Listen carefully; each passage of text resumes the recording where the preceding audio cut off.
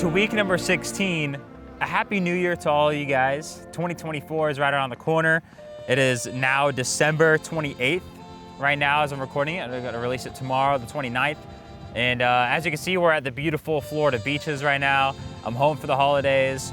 And I figured, might as well come out into the beautiful nature and talk about some esports while I'm here and while we got it. And I didn't know it was gonna be this windy, so hopefully the audio sounds okay. It's hidden inside my shirt, so it should sound okay. It's getting blocked by my body from the wind, but yeah, it's basically a sandstorm out here right now. But yeah, first off, Call of Duty. I'm gonna talk to Jacob Hale about what he thinks about this year for the CDL and where he might be seeing it going after this season. Jacob, welcome on the show. Let's hop straight into it. What's your sort of thoughts on this year's CDL compared to the previous years and how it stands as of right now? Well, thank you very much for having me, first of all. The CDL this year is a bit strange. I feel like everyone's sort of speculating and assuming that it's kind of the last year of the CDL. And if it's not, then, something, there's going to be a big change regardless. I think, there also wasn't much marketing around it at the start, before the season started. Like, it feels a bit weird. It almost feels like the season hasn't really started yet. It feels like they're playing just sort of like some fun matches just to sort of get things going, The way they formatted this first major qualifier sort of section is a bit odd as well. Like with the 2 weeks on, then 3 weeks off, and then 2 weeks back. I think that was because they wanted to do the sort of kickoff event in Atlanta that I reported on a little while ago. Mm-hmm. That obviously fell through. I think discussion of DreamHack just fell short, and they decided not to do it. So I think they basically, what we probably would have had, and this is just me theorising, is these 2 weeks of qualifiers and then the kickoff event, or maybe just a kickoff event just to start the year and then go from there. It's all been a bit weird. Like I said, it almost feels to me like the season hasn't really started yet. I think the start of the year is always quite exciting, especially when it comes around to the major. I think that first major always sort of almost feels like the peak of the year, because everything's sort of slow, especially with a 6 month off season. Everything's super slow, and then you get to the first major and it all really sort of explodes. I'm definitely looking forward to that. But yeah, these first 2 weeks have almost sort of, I don't know, they just felt a bit weird. Like I've almost struggled to really engage with it properly, if that makes sense. I don't think I'm the only one that feels that way. I might be, but yeah, I think the longer off season really hurt it, and then the lack of marketing and conversation around it. Obviously, the teams were posting their rosters or posting little sort of stuff to get excited for the season, but it just felt all a little bit downplayed almost. And then they shoved all the bad announcements into the last 2 days of the year, of the off season even. Yeah, I think the matches have been fun. I feel like the season maybe will pick up for me when that first major kicks off. Yeah, and it's I agree, it feels weird, but we've also had some road bumps, like you said, the YouTube deal and then the DMCA on Scump. And I personally boycotted the CDL that day. I was like, I'm not gonna watch matches if they're shutting down Scump Stream. I'm sorry, that's just how it's gonna work. It sucks because this game is a great game and it's fun and people actually enjoy it, but now the CDL is in a weird state.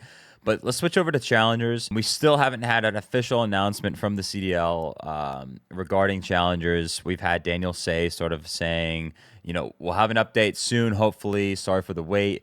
Tell me about what your sort of thoughts are on challengers this year, and maybe why we haven't had any sort of information on an update on the challenger scene. Yeah, so challengers is a weird one, and I sort of mentioned this before we got on the call, that you kind of just want them to say, apologise, there's been a delay, we're trying to get it figured out, but right now it's not working.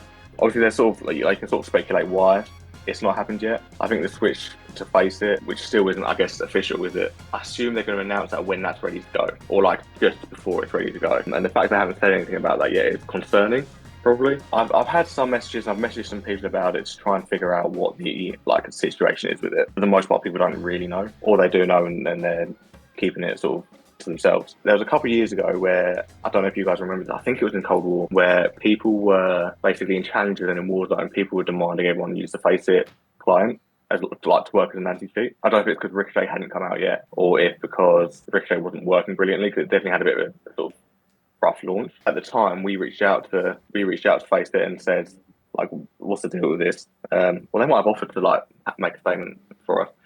One of the two, but we spoke to them and they said, look, it's great that people are downloading our client, and while we want to be able to work with every game developer in every game, we're not integrated with Call of Duty yet. That, I guess, could be sort of a hint towards maybe what the reason is. If the game has to be integrated with Face It or Face It with game, either or, I don't really know the logistics of it.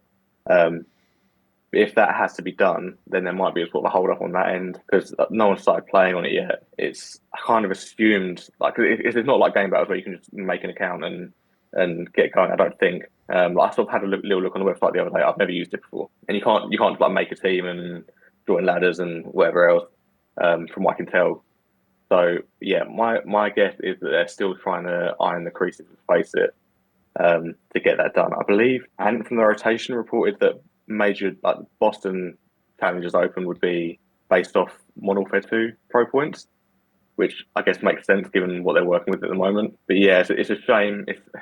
It's a bit embarrassing that they've not really spoken about it. There should be more communication. It sounds a bit cliche to say, maybe too much, but without challenges, we're not. There is no CDL really, because at the end of the day, those players have got to come up and they're going to be the ones that are putting on a show for us in the next 2-3+ years. Mm-hmm. It's just sad, there are kids who 18, 19 that have dreams of going pro, and obviously loads of kids have that dream. But if they're not even given the chance to really compete properly or plan ahead, even it's just a case of someone who's really good at the game, an 18-year-old saying, "I'm not going to go to college this year," to his parents.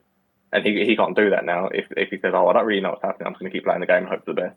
The amount of players we've had come up from challenges in the last 5 years, they've been really, really good. That just need that opportunity to dedicate their time to it. If they're not given that chance, then they're being played for fools by the league, really. Well, yeah, that's pretty much it for today, Jacob. I appreciate your insight and providing us a little bit of your thoughts on the CDL this year, and I appreciate you coming on the show. Thank you very much. Thanks for having me again. And also, please leave this in. I'm really sorry about my lighting setup. It's dark here.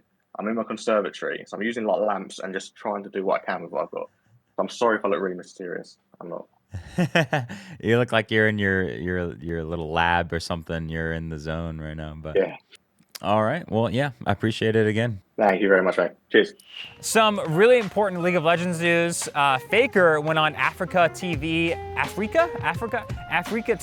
and talked about his recommended books that he's read so far and his thoughts on every single book in the different categories. And Ashley Kang took a Notion page and categorized all the books and put the ones that have English translations. And there's about 29 books on this list. Shout out Ashley Kang. And also put a translated quote from Faker about his thoughts on the book.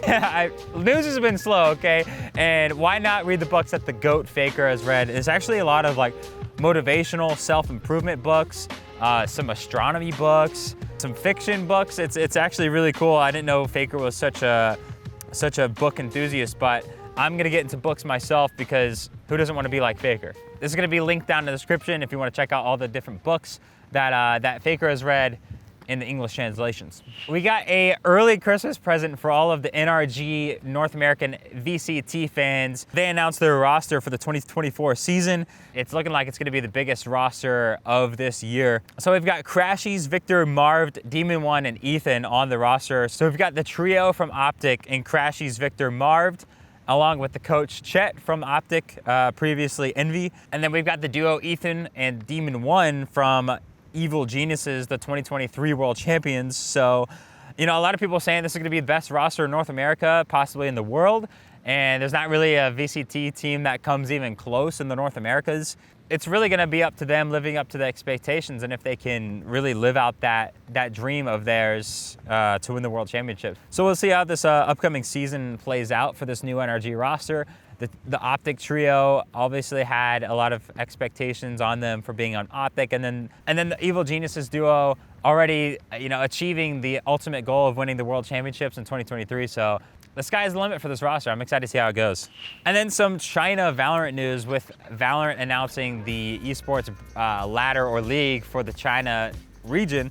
We've got the Valorant China Ascension tournament going on right now, which is planning to end December 30th. A couple of notable names. Ninjas in Pajamas have been eliminated already at 4th place. That's probably the biggest organization that we've seen in the Ascensions tournament. But we have Rare Atom waiting the winner of Attacking Soul versus Dragon Ranger in the grand finals. So we'll see how this pans out. The only one person from this entire tournament will make it from the Ascension into the actual China League. Rare Atom is actually the #2 ranked in the VLR rankings of all of China, and they're in the Ascension, so they're pretty big favorites going into this tournament.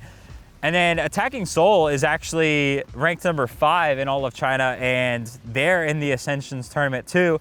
So one of these teams isn't gonna make it. So there's gonna be some big name players over in the China region that won't be able to make it into the league. So there might be some roster switch ups going into the league after the Ascension tournament ends. So there's 10 confirmed franchise rosters in the China league so far. So this will be the 11th. I'm not sure if there's gonna be a 12th qualifying or if it'll just be 11, but we'll see how it goes. Oh my gosh, it's so windy. So now what I'm gonna do is I'm gonna Discord call random people on the beach and see what their reaction is and maybe get some intel out of them depending on how they're feeling. Hello? Roger! Yeah, what are you up to? I'm at the beach. Yeah, what the fuck? What you up to? Just chilling at home right now. Yeah? How's your holiday so far? Holiday's been good. Yeah, I've been home for like 2.5 weeks. It's been dope. You getting some much needed time off, or you still grinding? Yeah, definitely. This year's in particular, yes. You got any intel for us on the show? Any intel? Yeah.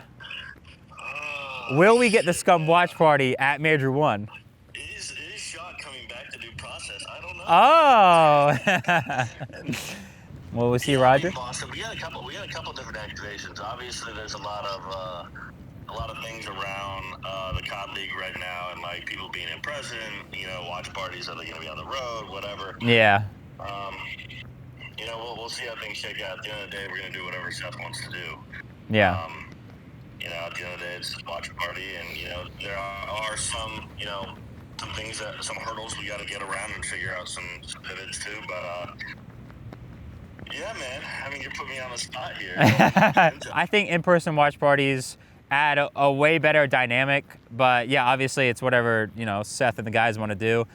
Obviously last year, Major 1, they weren't able to make it last year, so the people in Boston probably want to see the King in person.